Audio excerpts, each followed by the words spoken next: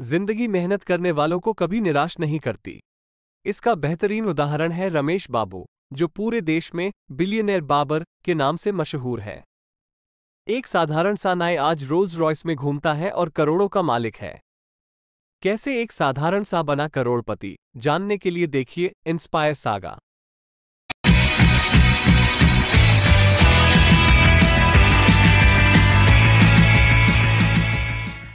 रमेश बाबू ने अपने जीवन की शुरुआत कर्नाटक के बेंगलोर शहर में एक गरीब परिवार में हुई थी।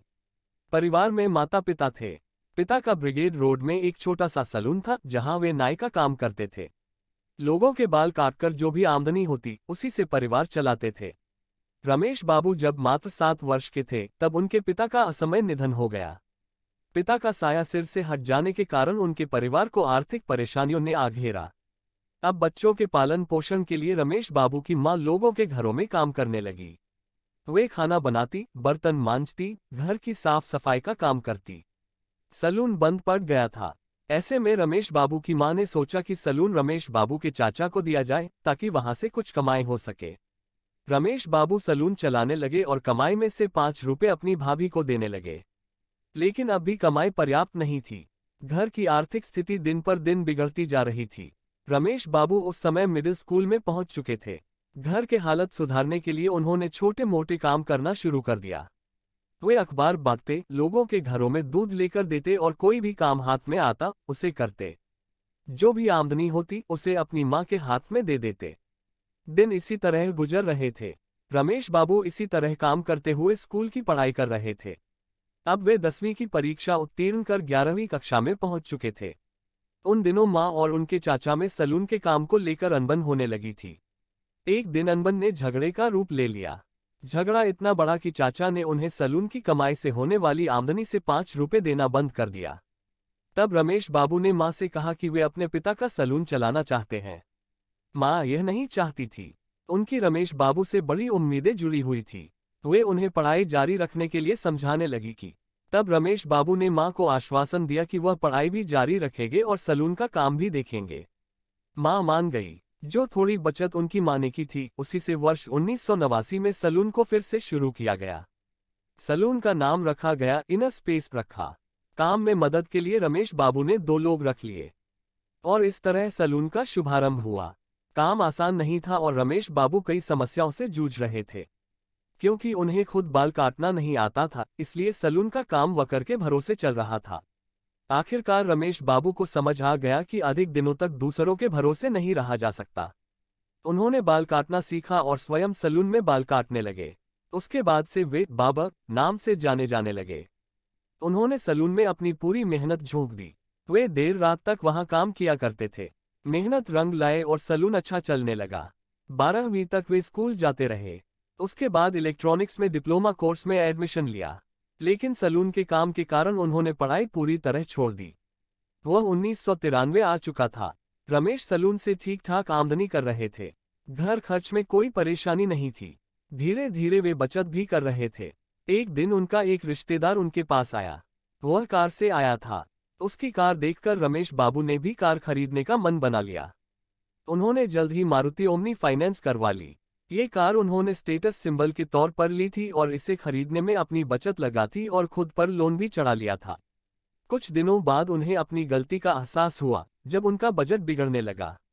वे कार बेचने की बात सोचने लगे। एक दिन नंदिनी अक्का, जिनके घर उनकी मां काम किया करती थी, ने उन्हें सुझाव दिया कि कार बेचने की जगह किराए पर दे दे। इससे आमदनी भी हो जाएगी और कार का लोन भी चुक जाएगा। रमेश बाबू को ये बात अच्छी गई। नंदिनी अक्का ने उन्हें कार रेंटल बिजनेस के बारे में कुछ मूलभूत जानकारी दी और अपनी जान पहचान के कुछ लोगों से मिलवाया। 1994 का साल था और रमेश बाबू की कार कंपनी शुरू हो गई थी। ये कार रेंटल कंपनी थी जहां वे कार किराए पर उपलब्ध करवाते थे। उन्होंने अपनी कंपनी का नाम रखा रमेश टूर और ट्रैवल्स रखा। इंटेल वह पहली कंपनी जिसे उन्होंने कार किराए पर दी। धीरे धीरे उनका कार रेंटल बिजनेस पटरी पर आ गया और उनकी धीरे धीरे कारों की संख्या बढ़ने लगी। 2004 आते आते उनके पास 7 कारें हो चुकी थीं। वे लगातार कारों की संख्या बढ़ाकर अपना काम बढ़ाने की कोशिश कर रहे थे, लेकिन कार रेंटल बिजनेस में प्रतिस्पर्धा बहुत अधिक थी। इस कारण पूरी मेहनत के बाद भी रमेश बाबू का बिजनेस उस तरह से तरक्की नहीं कर पा रहा थे जैसा वे चाहते थे। उनका कस्टमर बेस भी अधिक नहीं था। वे अपना कस्टमर बेस बढ़ाने के लिए सोच विचार करने लगे। उस समय कार रेंटल बिजनेस में लक्जरी कार्स बहुत कम हुआ करती थी। जो थी भी उनकी हालत बहुत अच्छी नहीं थी। रमेश बाबू इस मार्केट गैप को भांप गए। उन्होंने ब्रांड न्यू मर्सिडीज खरीदकर लक्जरी का सेगमेंट में उतरने का इरादा कर लिया। निर्णय जोखिम से भरा था। लोगों ने उन्हें समझाने की बहुत कोशिश की, लेकिन रमेश बाबू अपने इरादे पर अड़े रहे। उन्होंने सोच लिया था कि यदि घाटा हुआ तो वे अपनी कार बेचकर घाटे को क्षतिपूर्ति कर लेंगे। उन्होंने बैंक से लोन लेकर 42 लाख की ब्रांड न्यू मर्सिडीज बेंज खरीद ली। उन दिनों किसी भी ट्रैवल एजेंसी के पास नई लक्जरी कार्स नहीं थी। ऐसे में बड़ी बड़ी कंपनी रमेश बाबू से कार रेंट पर लेने लगी। फिर रमेश बाबू कभी रुके नहीं और तरक्की की राह में आगे बढ़ते चले गए। उन्होंने कई लग्जरी कार खरीदी। 2004 की 7 कारें 2014 तक 200 हो गई, जिसमें 75 लग्जरी कारें भी शामिल थी। रमेश बाबू रोल्स रॉयस खरीदने का सपना देखा करते थे। वर्ष 2011 में उन्होंने अपना ये सपना भी पूरा किया। रोल्स रॉयस कार रखने वाली उनकी पहली और एकमात्र कार रेंटल कंपनी है। आज उनकी कंपनी के पास तकरीबन 400 कारें हैं, जिसमें Rolls Royce, Audi, BMW, Mercedes जैसी कई लक्जरी कार्स का जखीरा शामिल है। उनकी कार सर्विस का एक दिन का कम से कम किराया 1000 रुपये और अधिकतम 50,000 रुपये है। लक्जरी कार सर्विस प्रारंभ करने के बाद से कई बड़ी कंपनियों के अलावा नामचीन फिल्म स्टार्स भी उनके क्लाइंट लिस्ट में शामिल हो गए हैं। रमेश टूर एंड ट्रैवल्स का हेड ऑफिस बेंगलुरु में है और चेन्नई और दिल्ली में कंपनी की शाखाएं हैं। धीरे धीरे कंपनी अपने व्यवसाय का विस्तार देश के अन्य शहरों में भी करने की योजना बना रही है। उनका पहला टारगेट विजयवाड़ा है। उसके बाद वे हैदराबाद में अपनी कारों को दौड़ाना चाहते हैं। आज रमेश बाबू की नेट वर्थ $2 बिलियन है। कभी तंगहाली में जीवन गुजारने वाले रमेश बाबू नाम का नई आज रोल्स रॉयस जैसी कार का मालिक है और अरबों में खेलता है। ये सब उन्होंने हासिल किया अपनी मेहनत, जुनून, लगन और आत्मविश्वास के दम पर। आज पैसों की उन्हें कोई कमी नहीं, फिर भी वे बड़ी अफागी से अपना जीवन गुजारते हैं।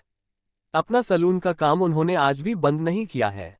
उनका मानना है कि वे आज जो कुछ भी हैं, अपने सलून की वजह से हैं।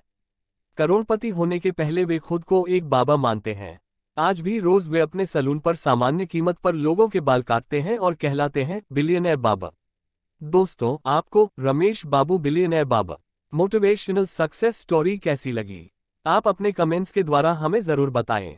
पोस्ट पसंद आने पर लाइक और शेयर करें। ऐसे ही और रियल लाइफ सक्सेस स्टोरी पढ़ने के लिए हमें सब्सक्राइब